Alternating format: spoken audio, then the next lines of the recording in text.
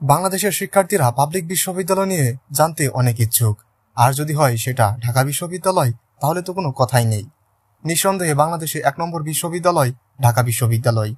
আজ ঢাকা বিশ্ববিদ্যালয়ের জন্মদিন, অর্থাৎ আজকের দিনে ঢাকা বিশ্ববিদ্যালয় প্রতিষ্ঠিত হয়েছিল। 1921 সালের 1 জুলাই ঢাকা বিশ্ববিদ্যালয় প্রতিষ্ঠিত হয়েছিল। এই বিশ্ববিদ্যালয়ের ইতিহাস, নামকরণ এবং কারায় জমি দিয়েছিল, এই সকল তথ্য এই ভিডিওতে বলবো। তবে ভিডিওটি স্কিপ না করে সম্পূর্ণ ভিডিওটি দেখার জন্য সকলকে অনুরোধ জানাচ্ছি। আর আমাদের চ্যানেলে যারা নতুন, তারা অবশ্যই আমাদের চ্যানেলটিকে সাবস্ক্রাইব করবেন, এটা অনুরোধ জানাচ্ছি। লাইক, কমেন্ট, শেয়ার করতে একদম ভুলবেন না। তো চলুন শুরু করি ঢাকা বিশ্ববিদ্যালয় নিয়ে বিভিন্ন কথা।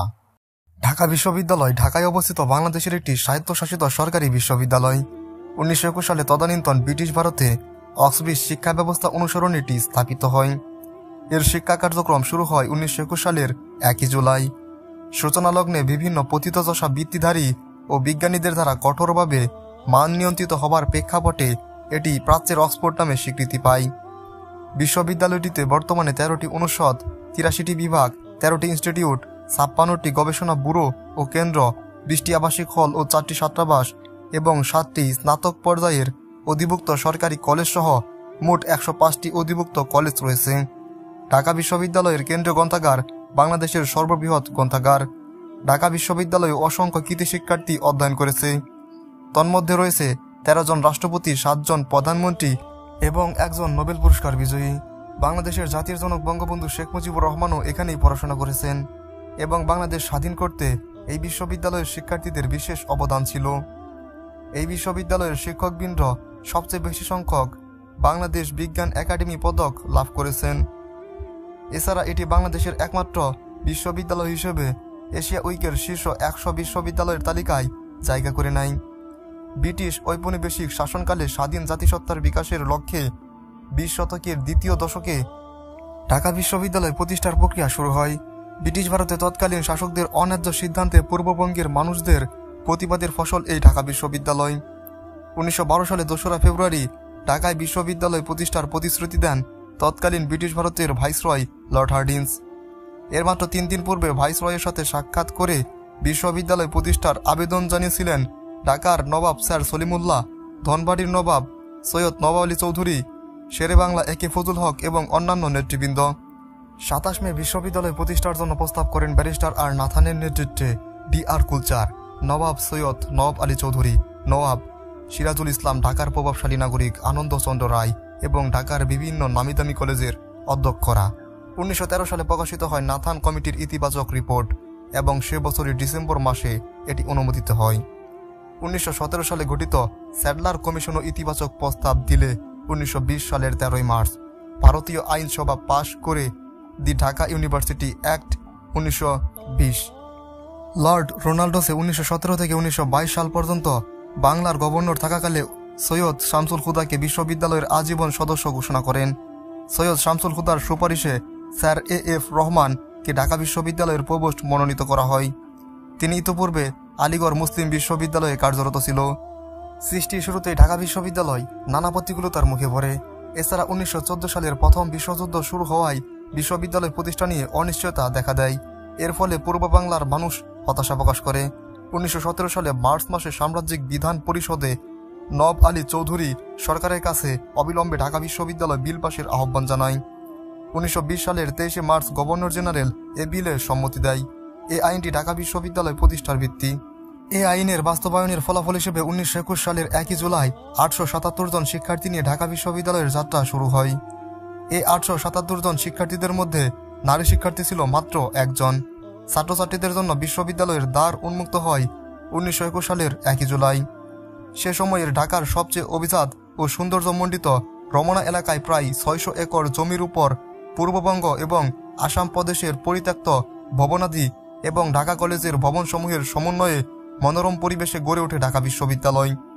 প্রতিষ্ঠার এই দিনটি প্রতি বছর ঢাকা বিশ্ববিদ্যালয় দিবস হিসেবে পালন করা হয়।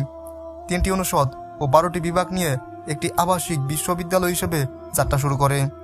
ঢাকা কলেজ ও জগন্নাথ কলেজের ডিগ্রি ক্লাসে অধ্যয়নরত ছাত্রছাত্রীদের নিয়ে ঢাকা বিশ্ববিদ্যালয়ের যাত্রা শুরু হয়। শুধু ছাত্র নয়, শিক্ষক এবং লাইব্রেরির বই ও অন্যান্য উপকরণ দিয়েও এই দুটি কলেজ ঢাকা বিশ্ববিদ্যালয় প্রতিষ্ঠায় সহযোগিতা করে।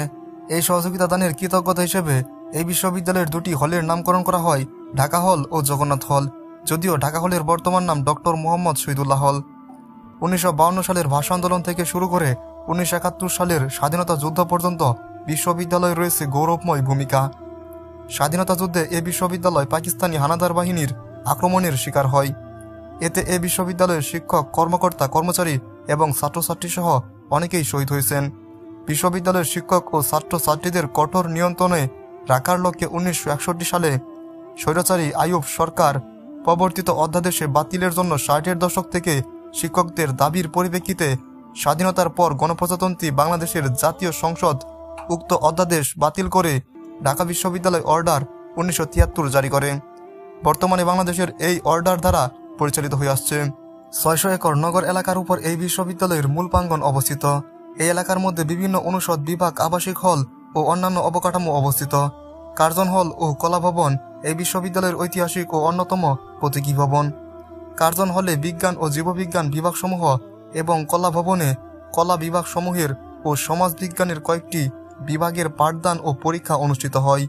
এছাড়াও এই বিশ্ববিদ্যালয়ে রয়েছে সামাজিক বিজ্ঞান অনুষদ, ব্যবসায় অনুষদ এবং চারুকলা ইনস্টিটিউট। এই বিশ্ববিদ্যালয়ে বাংলাদেশের প্রধান প্রধান ভাস্কর্য এবং স্মারক রয়েছে।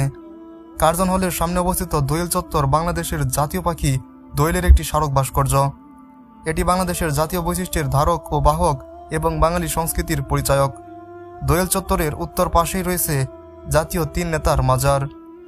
এটি স্বাধীনতা পূর্ব বাংলার 3 রাজনৈতিক নেতা হোসেন শহীদ সোহরাওয়ার্দী, খাজা নাজিমুদ্দিন ও শেরে বাংলা একে ফজলুল হকের সমাধি। 3টি উঁচু কলাম দ্বারা নির্মিত এ সমাধির নির্মাণ কাজ শুরু হয় 1979 সালে এবং সমাপ্ত হয় 1985 সালে। 3 নেতার মাজারের পাশেই অবস্থিত ঢাকা গেট বিশ্ববিদ্যালয় এলাকার একটি ঐতিহাসিক মোগল স্থাপনা। ছাত্র শিক্ষক কেন্দ্রের সামনে অবস্থিত সন্ত্রাস বিরোধী রাজু স্মারক ভাস্কর্য বিশ্ববিদ্যালয়ের আরও একটি প্রধান ভাস্কর্য। সন্ত্রাসীদের গুলিতে নিহত বাংলাদেশের ছাত্র ইউনিয়নের কেন্দ্রীয় নেতা মঈন হোসেন রাজুর স্মরণে এবং সন্ত্রাস বিরোধী চেতনা ধরে রাখার প্রত্যয়ে 1997 সালের 17 সেপ্টেম্বর ভাস্কর্যটি উন্মোচন করা হয়। এছাড়াও এই বিশ্ববিদ্যালয়ে অন্যান্য ভাস্কর্যের মধ্যে রয়েছে অপরাজেয় বাংলা, স্বোপার্জিত বাংলা, স্বামী বিবেকানন্দ ভাস্কর্য, গিনাস্তম্ভ মধুদার ভাস্কর্য সহ আরও বেশ কিছু ভাস্কর্য। এই বিশ্ববিদ্যালয়ে সর্বপ্রথম সমাবর্তন অনুষ্ঠিত হয় 1923 সালের 22 ফেব্রুয়ারি এবং সর্বশেষ 2022 সালে ঢাকা বিশ্ববিদ্যালয়ে সমাবর্তন অনুষ্ঠিত হয়। এই ছিল ঢাকা বিশ্ববিদ্যালয় নিয়ে সংক্ষিপ্ত ইতিহাস। আমরা যদি আপনাদের কাছে কোনো ভুল তথ্য দিয়ে থাকি তাহলে আপনাদের কাছে আমরা ক্ষমা প্রার্থী এবং সেই ভুল তথ্যটি আপনারা কমেন্ট বক্সে ধরে দিতে পারেন। আর আমাদের চ্যানেলে যারা নতুন তারা অবশ্যই আমাদের চ্যানেলটিকে সাবস্ক্রাইব করবেন, এটি আপনাদের কাছে অনুরোধ। আসসালামু আলাইকুম।